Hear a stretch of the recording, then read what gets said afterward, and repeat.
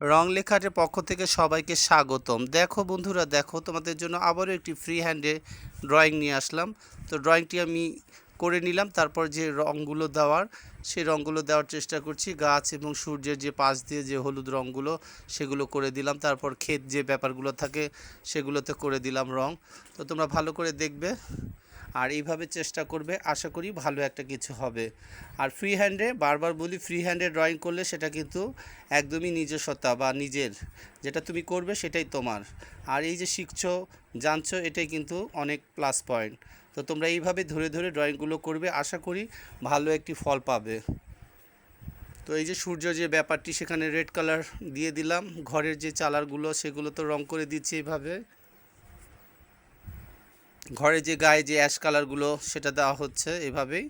তারপর যেটা তোমরা জানো, সুতা পেন্সিলগুলো দিয়ে আউটলাইনগুলো দিতে হয়। সুতা পেন্সিল দিয়ে আউটলাইন দিলে অনেক সুন্দর লাগে ছবি।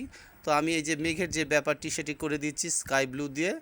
এইভাবে ধীরে ধীরে আমি করে দিলাম মেঘের যে ব্যাপারটা। আর নিচে ক্ষেতের যে ব্যাপার সেখানে লেমন এবং হলুদ দিয়ে করে দিয়েছি।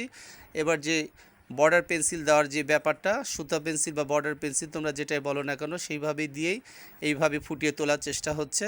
তো এইভাবেই রং লেখা আর্টকে সাপোর্ট দিয়ে এগিয়ে নিয়ে যাবে। রং লেখা আর্টের নতুন নতুন ভিডিও তোমরা দেখবে, লাইক কমেন্ট শেয়ার করবে, এগুলোই আমার আশা। আর আমিও নতুন নতুন ভিডিও নিয়ে তোমাদের মাঝে চলে আসবো। আজকে এখানে শেষ করছি।